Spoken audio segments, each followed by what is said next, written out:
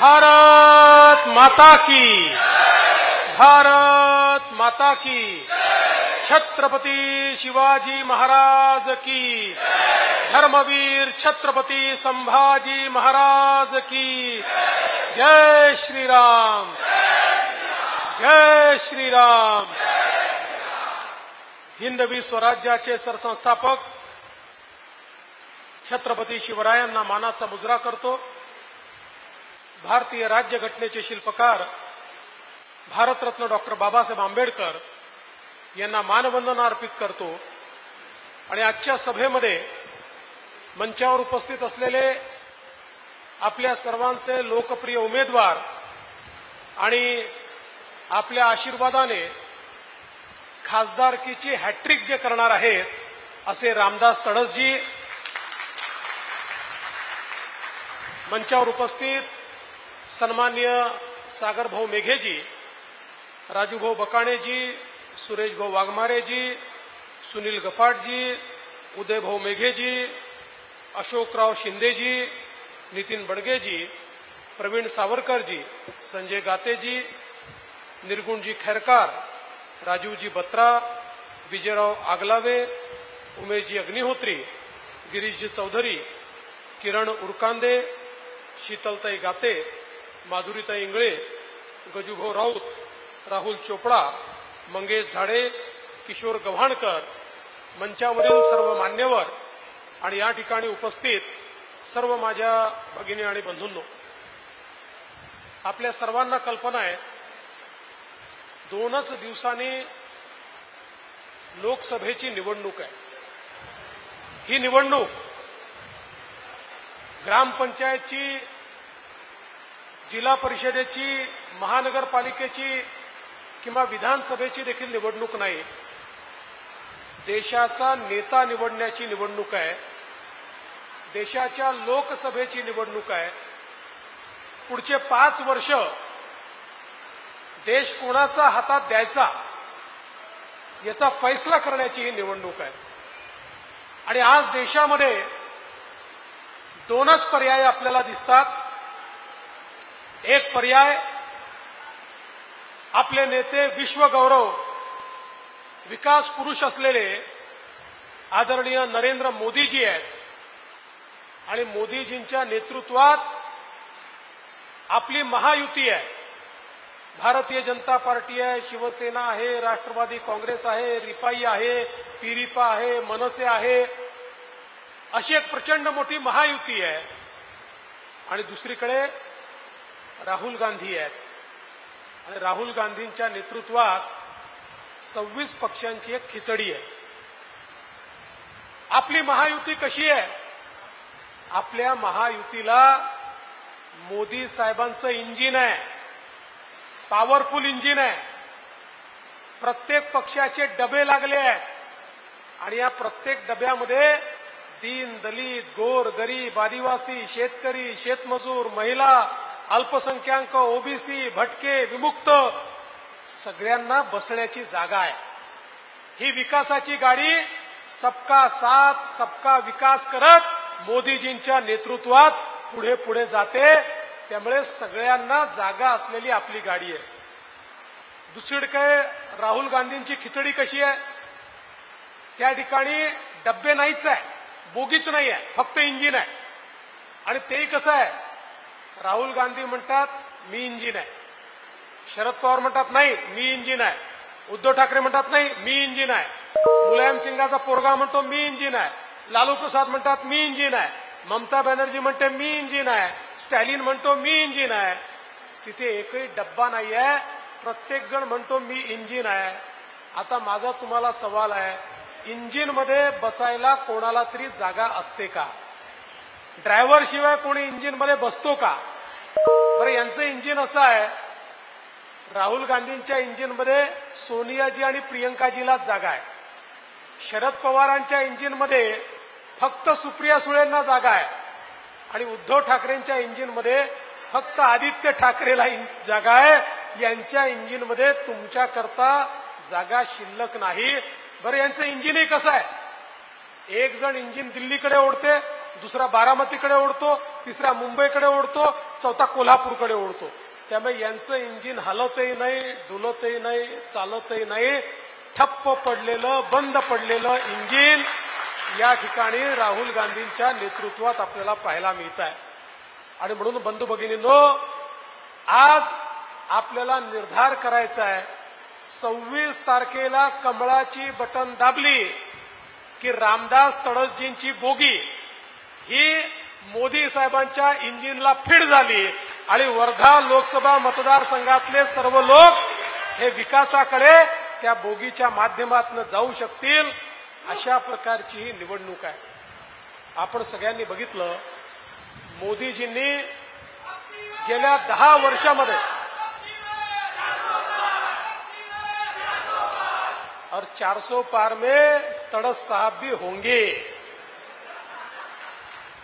मोदीजींनी 10 वर्षामध्ये 20 कोटी लोकांना कच्च्या घरातनं पक्क्या घरामध्ये आणलं. 55 कोटी लोकांना शौचालय दिलं. 50 कोटी घरांमध्ये महिला चुलीवर स्वयंपाक करायच्या, त्यांना गॅसचं सिलेंडर दिलं. 55 कोटी लोकांना आयुष्यमान भारतच्या अंतर्गत 5 लाखापर्यंतचा इलाज मोफत दिला. 60 कोटी लोक असे होते की ज्यांच्या घरामध्ये आमच्या आया बहिणींना हंडा घेऊन विहिरीवर किंवा नदीवर जावं लागायचं. 60 कोटी लोकांच्या घरात शुद्ध पिण्याचं पाणी माननीय मोदी साहेबांनी पोहोचवलं. आज आपण पाहू शकतो, जवळपास 55 ते 60 कोटी आमचे तरुण असे आहेत की ज्यांना 10 लाखापर्यंतचं मुद्राचं लोन देऊन मोदीजींनी आपल्या पायावर उभं केलं. आणि हे लोन देताना तारण नाही, गॅरंटर नाही, थेट मोदीजींच्या गॅरंटीवर 55 कोटी लोकांना 10 लाखापर्यंतचं मुद्राचं लोन मिळालं. आणि माझ्या माता भगिनींना सांगताना मला आनंद वाटतो, याच्यामध्ये 31 कोटी आमच्या महिला आहेत, मुली आहेत की ज्यांना 10 लाखापर्यंतचं लोन देऊन मोदीजींनी आपल्या पायावर उभं केलं. 80 लाख बचत गट तयार केले. त्या बचत गटांना 8 लाख कोटी रुपये मोदीजींनी दिले. आणि मोदीजींनी आता सांगितलं, देशातले सगळे एअरपोर्ट, सगळे रेल्वे स्टेशन, सगळे बस स्टेशन आणि सगळ्या सरकारी जागांवर महिला बचत गटांच्या प्रॉडक्ट करता, त्यांनी निर्माण केलेल्या वस्तूंकरता विक्रीची जागा आरक्षित ठेवण्यात येईल आणि महिलांना रोजगार देण्यात येईल. कारण मोदीजी असं म्हणतात, जेव्हा एक पुरुष पायावर उभा राहतो तेव्हा केवळ पुरुष पायावर उभा राहतो, पण महिला पायावर उभी राहते तर संपूर्ण परिवार पायावर उभा राहतो. आणि म्हणून महिलांना अधिकारिता देण्याचं काम मोदीजींनी केलं. खरं म्हणजे माता भगिनींना मला सांगायचं आहे आणि पुरुषांना तर सांगायचंच आहे, आता या स्टेजवर जास्तीत जास्त पुरुष दिसत आहेत. हे चित्र फाळकार राहणार नाही आहे. 2026 नंतर मोदीजींनी सांगितलेलं आहे, विधानसभेमध्ये 33% आमदार महिला असणार आहेत आणि लोकसभेमध्येही 33% आमदार या खासदार या महिला असणार आहेत. त्यामुळे महिलांनी मोदीजींचं एकदा जोरदार टाळ्या वाजवून या ठिकाणी स्वागत केलं पाहिजे. आणि रामदासजी, आता आपण सवय करा, अर्धा मंच महिलांकरता सोडून द्या, कारण आता मोदीजी महिलांचं राज्य आणणार आहे. आणि महिलांचं सगळ्यात जास्त प्रेम कोणावर असेल तर ते आपल्या मोदीजींवर या ठिकाणी आहे. हे देखील या निमित्ताने नमूद केलं पाहिजे. बंधू भगिनींनो, आज मोदीजींनी विश्वकर्मासारखी योजना आणली. आमच्या जे 12 बलुतेदार आहेत, आमचे जे मायक्रो ओबीसी आहेत, यांच्याकरता त्यांचा पारंपरिक व्यवसाय वाढला पाहिजे, तो आधुनिक झाला पाहिजे, तो पुढच्या पिढीकडे गेला पाहिजे. म्हणून 14,000 कोटी रुपये हे मोदीजींनी आमच्या मायक्रो ओबीसीला 12 बलुतेदारांना त्या ठिकाणी दिले. मोदीजींनी आपल्या आदिवासी समाजाकरता 25,000 कोटी रुपयाची पीएम जनमन योजना आणली. आणि आदिवासी समाजाच्या जीवनामध्ये मूलभूत परिवर्तन झालं पाहिजे, हा प्रयत्न मोदीजींनी सुरू केला. आज आपण पाहू शकतो, आमच्या अनुसूचित जातीच्या जे काही लोक आहेत, तरुण आहेत, त्यांच्यात उद्योजक तयार झाले पाहिजेत. म्हणून मोदीजींनी सगळ्या बँकांना सांगितलं, तुमच्या प्रत्येक ब्रँचमधून शेड्यूल कास्ट समाजाच्या लोकांना लोन मिळालंच पाहिजे आणि एखाद्या बँकेच्या एखाद्या ब्रँचनी जरी अनुसूचित जातीच्या तरुणाला लोन दिलं नाही तर त्या अख्ख्या बँकेचा लायसन्स कॅन्सल करण्यात येईल असा फतवा काढला। परिणाम असा झाला, देशभरामध्ये लाखो अनुसूचित जातीचे तरुण आज उद्योजक म्हणून त्या ठिकाणी उभे राहिलेले आपण बघितले। समाजातल्या सगळ्या क्षेत्रातल्या लोकांना मोदीजींनी मोठ्या प्रमाणात मदत केली। आज आपण पाहू शकतो, आमच्या शेतकऱ्याकरता शेतकरी सन्मान निधी सुरू केला। 6,000 रुपये मोदीजी देतात, तर आम्ही निर्णय केला की महाराष्ट्राच्या वतीनं 6,000 आपण दिले पाहिजे। 12,000 रुपये शेतकरी सन्मान निधीच्या अंतर्गत आज आपल्या शेतकऱ्याला आपण देतो। आणि एवढंच नाही तर आपल्याला मला सांगितलं पाहिजे की विशेषतः शेतकऱ्याला काय हवंय, शेतीला पाणी हवंय, त्याला सिंचन हवंय। मोदीजींनी आपल्या विदर्भातल्या सिंचनाच्या प्रकल्पांकरता बळीराजा योजनेच्या अंतर्गत 26,000 कोटी रुपये दिले, ज्यामुळे आज विदर्भातल्या सगळ्या योजना पूर्ण होत आहेत आणि आमच्या शेतकऱ्यांच्या शेतीला पाणी मिळत आहे। दुसरं, आमच्या शेतकऱ्याला काय हवंय, शेतमालाला भाव हवाय। आपल्याला कल्पना आहे, यावेळी आंतरराष्ट्रीय स्तरावर रशिया आणि युक्रेनचं युद्ध चालू झालं, युरोपमध्ये युद्धाची स्थिती झाली, आखाडी देशामध्ये युद्धाची स्थिती झाली आणि त्यामुळे जगभरामध्ये शेतमालाचे भाव पडले। आपल्याही देशात शेतमालाचे भाव पडले। कापूस आणि सोयाबीनचा जो शेतकरी आहे याच्यावर संकट आलं, कापूस आणि सोयाबीनचे भाव पडले। आम्ही मोदीजींची चर्चा केली आणि निर्णय केला की कापूस आणि सोयाबीनच्या शेतकऱ्यांना भावांतर योजनेच्या अंतर्गत 4,000 कोटी रुपये आम्ही देतो आहोत। आता या ठिकाणी आचारसंहिता चालली आहे, आचारसंहिता संपल्यानंतर कापूस आणि सोयाबीन उत्पादक शेतकऱ्याच्या खात्यामध्ये 4,000 कोटी रुपये सरकारच्या वतीनं त्या ठिकाणी जमा होतील आणि त्यांना देखील भावांतर योजनेच्या अंतर्गत मदत करण्याचं काम आपण या ठिकाणी करतोय।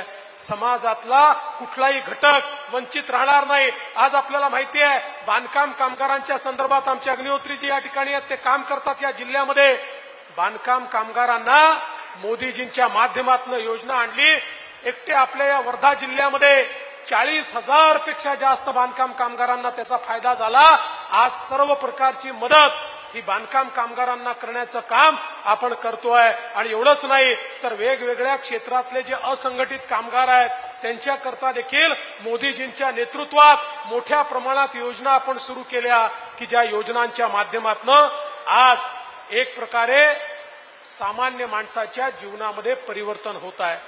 म्हणून बंधू भगिनींनो, तुम्हाला मी सांगण्याकरता आलोय, आज आपण पाहू शकतो इतक्या मोठ्या प्रमाणात या ठिकाणी वेगवेगळी विकासाची कामं माननीय मोदीजींनी केली। आपले नेते माननीय गडकरी साहेबांनी इतक्या मोठ्या प्रमाणात वेगवेगळ्या प्रकारचे हायवेज आपल्याला दिले। समृद्धीसारखा महामार्ग आज आपण केला आणि वर्धेला आपण एका अशा टप्प्यावर आणलं की येत्या काळामध्ये जो मध्य भारतातला सगळ्यात महत्वाचा लॉजिस्टिक पार्क होणार आहे, तो लॉजिस्टिक पार्क वर्धा आणि नागपूर या दोघांना जोडून मोठ्या प्रमाणात या जिल्ह्यामध्ये रोजगाराची निर्मिती करणारा लॉजिस्टिक पार्क हा या ठिकाणी तयार होणार आहे। आज आपल्या खासदार साहेबांनी केंद्र सरकारकडून रस्त्याकरता पैसे आणले, रेल्वे स्थानकांकरता पैसे आणले, पुलगाव आर्वी ब्रॉडगेज असेल किंवा या ठिकाणी आर्णी वरुड ब्रॉडगेज असेल, याला तत्वता मान्यता आमच्या खासदार साहेबांनी आणली।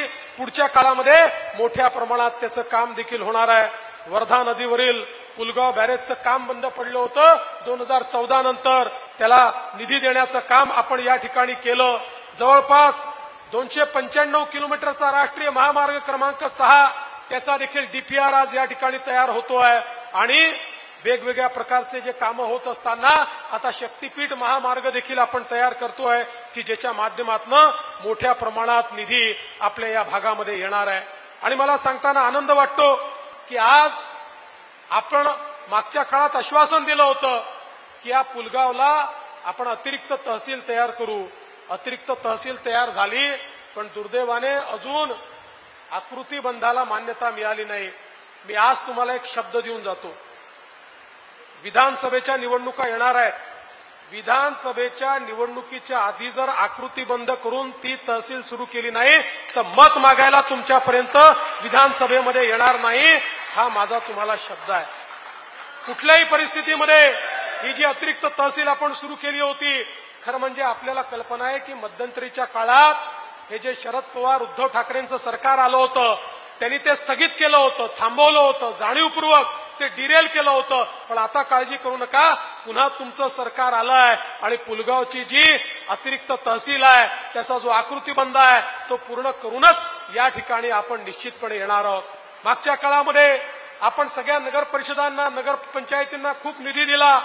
आताही पुलगावच्या नगर पंचायतीला येत्या काळामध्ये मोठ्या प्रमाणात निधी देऊन या शहराचं चित्र आपल्याला बदलायचं आहे. आणि त्या दृष्टीने खऱ्या अर्थानं आज आपले खासदार साहेब ज्या प्रकारे या ठिकाणी काम करतायत, आणि सगळ्यात महत्वाचं काय आहे, 10 वर्ष खासदार राहिल्यानंतर देखील ते कुठल्याही परिस्थितीमध्ये त्यांच्या डोक्यात सत्ता गेलेली नाही. 10 वर्ष खासदार राहिल्यावर लोकांच्या डोक्यात सत्ता जाते, पण रामदासजी असा व्यक्ती आहे की ज्यांच्या डोक्यात सत्ता गेलेली नाही. ते सर्वसामान्य माणसाशी आजही चांगल्या प्रकारे वागतात. आणि म्हणून आपल्याला असाच खासदार या ठिकाणी पाहिजे की जो खासदार आपल्या सोबत असणार आहे, आपल्या सुखदुःखात असणार आहे.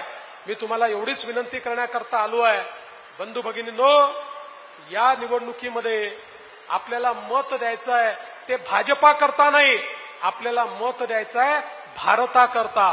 हे मतदान भारता करताय, हे मतदान मजबूत भारत तयार करण्याकरता आहे.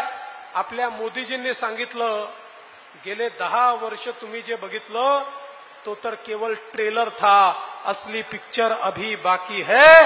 पुढच्या 5 वर्षामध्ये असली पिक्चर आपल्याला पाहायला मिळेल आणि प्रत्येकाच्या जीवनामध्ये परिवर्तन होताना आपल्याला पाहायला मिळेल. आज 25 कोटी लोकांना मोदीजींनी गरिबीच्या बाहेर काढलं.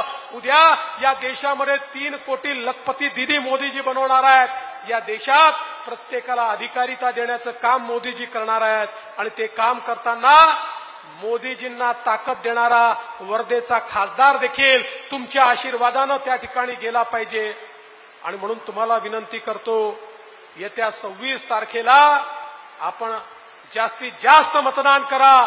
तुम्ही कमळाची बटन दाबली की वोट जसं तडस साहेबांना मिळतं तसंच ते वोट दिल्लीमध्ये मोदीजींना मिळतं. त्यामुळे मोदीजींना पुन्हा प्रधानमंत्री बनवण्याकरता तडस साहेबांना निवडून पाठवा, एवढीच विनंती करतो आणि माझं बोलणं संपवतो.